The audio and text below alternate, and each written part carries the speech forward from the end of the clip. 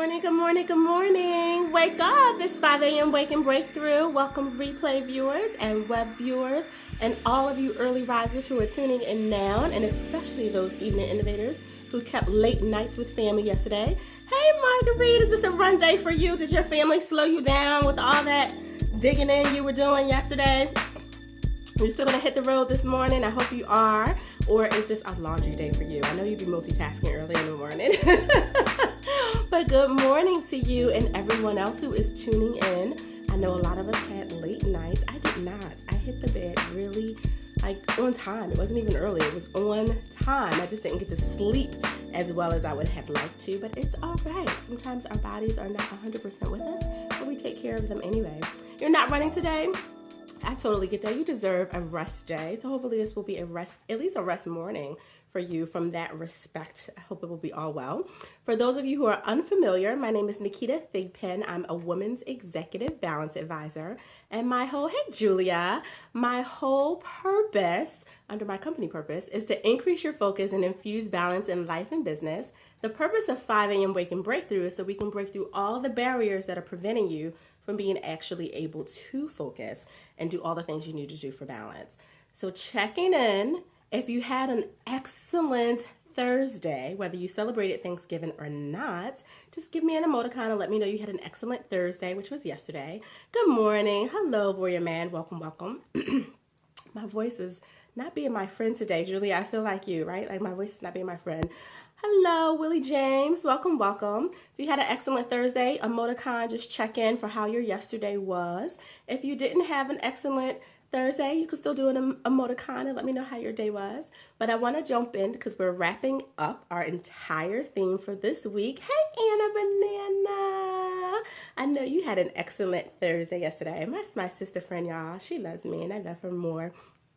So this entire week is about reaching the boiling point, which was perfect considering all the cooking analogies and all the other things that we were talking about this week and spending time or preparing to spend time with family. Julie, you said it was very relaxing. Okay, that's awesome. That's different. I'm glad yours was relaxing. Mine was relaxing too. It really was. My family was like super low key. Everybody was straight till we got home, and then my kids and my husband were like so silly and excited, and they were running over top of my head. They wouldn't let me sleep. But I pushed through anyway. It was all right. They just had a lot of great family overflow energy, which was awesome. It's not their fault. I need to be in a bed early. Hello, Roan. Joanne. Is that Joe? Is that Joe? Is that Joe? Did you impose your name? I feel like that's my JoJo that I know. If that's my JoJo, let me know, girl. If it's not, welcome, Roan Joanne. Welcome. If that's someone just has a similar name that's just imposed, it's good to see you here. I don't think I've ever seen you at 5 a.m. Club. And if you've been here and I just didn't notice, well, I apologize for that. Thank you for the heart love this morning, guys. So, with all the family time that we may or may not have had this week, yesterday, some of us are still having it today, tomorrow, throughout the weekend. For some people, it's just, a regular part of our normal anyway. Thanks for sharing, Marguerite, and thank you for the heart love early this morning. There's a lot of stuff that comes up when we're dealing with family, right? It's, how we talked about the spillage of whatever was happening in our finances, in our relationship, in our life, in our business, in our professional career, in our minds, in our emotion, all those things that were in that pot, just boiling, and then it boiled over. Boiled over because maybe we left it there too long. It was stewing. Maybe we were thinking about it, perseverating over it. Maybe because the fire got turned up on it because something was a trigger. Whatever reason that thing, whatever that thing is, came to a boiling point and spilled over. It's a little messy, right? And we talked about what to do, make sure we clean it up, pull in some help, some resources from the mamas in the room who know how to help us really get that spot up. But I have to challenge and ask you today, is your messy mark really cleaned, or did you just sweep it under something?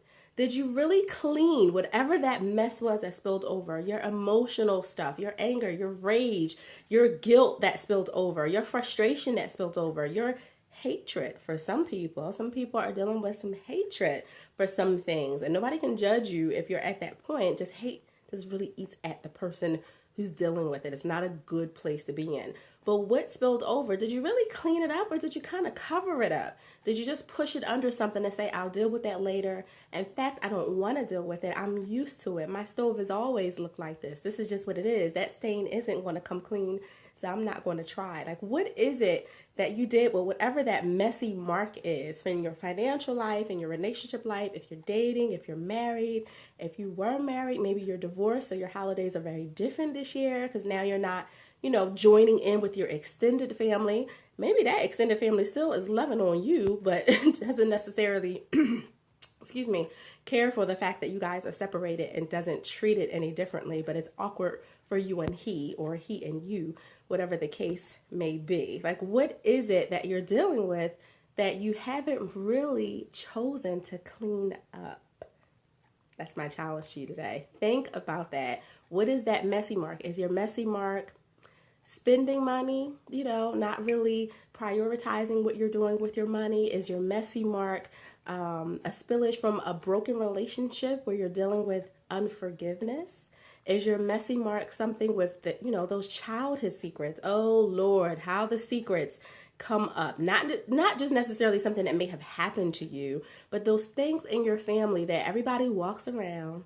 Nobody wants to say anything. We know that Aunt Janine's daughter is not Aunt Janine's daughter. It's really her sister's kid. Like, we know all those things, but those are secrets that we push under and don't deal with. You said you just pushed it under, Anna. I get that. Like, we've all done it, but we got to look at it because it's creating it's creating clutter in your mental and your emotional space. Whatever that thing is, it's creating clutter in that space that it shouldn't, because it's like that thing that you're walking around with trying to pretend it's not there. And you said, yes, just for now. No, I understand that. And sometimes you feel like, listen, I'm, leveling, like juggling 5 different things on one pinky finger, not including all the other fingers that I got going on in my life. And I got the other hand and I'm balancing some stuff on my head, my eyeballs, my nose, and my toes. So I don't have time, Naketa, to deal with whatever that thing is. I'll get to it later. But then I challenge you, when will you really get to it? Are you saying you'll get to it? Because most of us, if you're really kind of skilled at juggling life and work and your profession and your career and your business and your writing and your authorship and publishing and whatever else you got going on, is that always who you are? Do you never have time? Is your story fueling you that way on purpose so you don't have to deal with whatever that messiness is? So you can kind of leave it there and say, I'll get to it. I'll deal with it. I just don't have time, right? I've done it. I've definitely done it because my story, my past, some of those secrets even fueled me to be a high achiever. But at some point, I would implore you to think about the fact that your story stops working for you at a point and starts to become destructive in your life. So if you had a trauma, like I had a lot of childhood trauma, it fueled me. I will be different. I will do things different. I will be better. It really fueled me to do some amazing, incredible, audacious things that most people would not have taken the risk to do it. And thank you for the fuel. But at some point, it starts to put you in overdrive because the fuel that you put in your, I don't know, what's the car from back in the day? Your Nova, your Ford Tempo, like whatever cars they don't even make anymore. The fuel that you used to put in that car that really got you going and pushed you through some highway experiences and roads and mountains and tumultuousness is not the fuel that you want to put in your Benz, your Tesla. That's not the same thing that you will put in there. We're at a new stage. These new machines need new things. It still needs fuel. Fuel is fuel is fuel. But all fuel ain't good fuel. So that fuel that I used to use back then, I don't even know what it's called, is not going to work for this new, well-built, high, mean machine that I have now called me, right? That I work so hard to get. You said I'm refueling on new. I know that's right, Julia. You have to. You have to think about that. Now they're making cars different. They're making them to only need a certain type of fuel, so much of it, and to be hybrids even, to be able to use something different. There's a reason they want you to use something different, because different is not always better. But in this case, with the new age of a thing, different can mean a lot more for you. It can mean saving. It can mean smoother ride. It can mean so many things. So why not do different? Why be afraid of doing different? You work hard to be different. You wanted to be able to be in this new body, this new place, this new space in your finances, in your relationships, in your love life, in your forgiveness place. You fought to be here to get your Tesla, your $80,000 to $100,000 car, right? You fought to be here. So why are you treating it like a Ford Tempo? Because you're busy and you don't want to deal with it. That's messy, right? That's messy. But we'll say to ourselves, and I've been there. This is not something that I pulled out the air so I can just yell at you guys about it. This is something I've experienced, this thing. We'll say, I'll get to it later. I'm busy right now. I just got a lot going on. I just got to finish up this thing, that thing, the other thing. Give me 2 weeks. Give me 6 weeks. Give me 10 weeks. And before it's give me 2 more years. I know I said that in 2009. It's all right. It's coming. It's coming. But you might hit a place and space in your life where it's too late. Maybe the person, place, or thing that you should have went back to clean up, to forgive, to confront, whatever the situation is, because sometimes we got to confront a thing, right? We got to look at that spot and say, I see you. Now I can take care of you because I'm not pretending you don't exist anymore. If that's a person in your life, in your past, that it's been aching at you, you may need to do that. But what if you wait too long? The person is no longer here. They've moved away. They have dementia or Alzheimer's. They're like, well, wait, first of all, who are you? I don't even know who you are, let alone to accept you confronting me or even forgiving me. And it kind of takes something away from that if you don't have that opportunity to do the thing that you've been pushing off for so long. And it may have nothing to do with another person. It may have everything to do with you and the way that you look at yourself, self-acceptance, self-forgiveness, whatever that may be. But what if you've moved into a space where you no longer even want to go back deep into that place in your heart and really address it because the other parts of you have denied it so much that even when you try to sit with yourself and say, I forgive me, I recognize this, that, and the other thing, you got so much stuff going on that is on top of that you can't really get to a authentic place in that apology or in that acceptance. Have you ever had someone give you an inauthentic apology? My favorite kind. I'm sorry if I made you feel that way. We do that to ourselves. That is not an apology. You're sorry if you made me feel that way. How about I'm just sorry? Because they put a spin on it, right?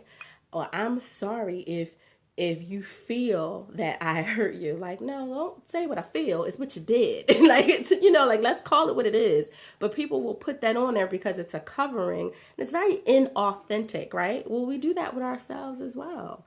So be mindful. I just want you to check your spots to make sure that you cleaned it and not swept it under anything. Don't just pretend like it's not there and be so busy that you don't want to deal with it. Now, some of that might be a little bit of planning. Whatever that spot is, emotionally, physically, financially, relationship, whatever that thing is, you may have to go out and purchase some products, which might mean getting a therapist, getting a coach, getting an advisor, talking to a mama, talking to someone who has cleaned similar spots before to get some assistance.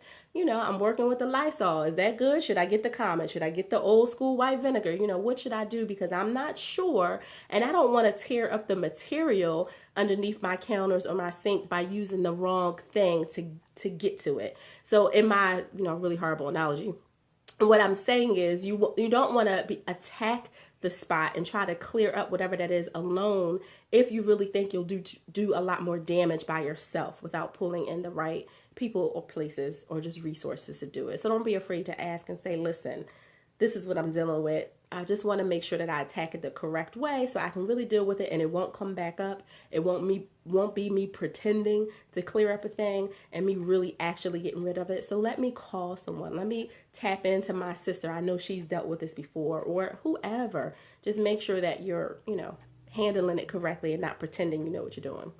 That's really, really good. And it was a good analogy. Sometimes in my head, I'm like, because I'm visual. So I love analogies that are visual, but I don't always use the best examples for other people outside of my head. It's a very special place that I live in here. One of my sisters says, my brain is like a file cabinet that stores an entire amount of information that most people don't have nor want to have. And sometimes I pull it out and don't realize that there are some people that who just like, what? Naketa, what are you talking about? Because I just have all these like things in my file cabinet. So I have to be mindful of that when I'm talking to other people. So thank you for checking in with me, Julie, and let me know that I'm not going crazy. I know I'm not, but that it makes sense to you, because it's so important to make sure that you get the analogies and the visuals that I'm throwing out there at 5 o'clock in the morning, hoping that you're awake enough to, retain and use as a part of your breakthrough, so you can get all that stuff out of the way and start to really focus on what matters to you and be able to balance your life and your work and or your business, whatever it is that matters the most, so you can create the deepest impact in this world. So thank you guys for tuning in today. I want you to have an amazing Friday. Let it be a fruitful weekend, whether it's an extension of family or just some time for you, or even if you have to work. Be blessed that you have work to do. Even if you don't want to work this holiday weekend, be blessed that you're in a position to do it. So I'm grateful you spent your time with me today, and enjoy the rest of your day. Have a great balance to your day, and I will see you Monday morning at 5 a.m. 5 a.m. I'm so excited to see you, and hopefully I won't need any more medicinal tea, because I'm so over this cold. I'm so over it. Y'all see what it's doing to my eyes? Yeah, it's yucky. All right, guys, have a wonderful weekend, and I look forward to seeing you all, replay viewers included, next week on 5 a.m. Have a blessed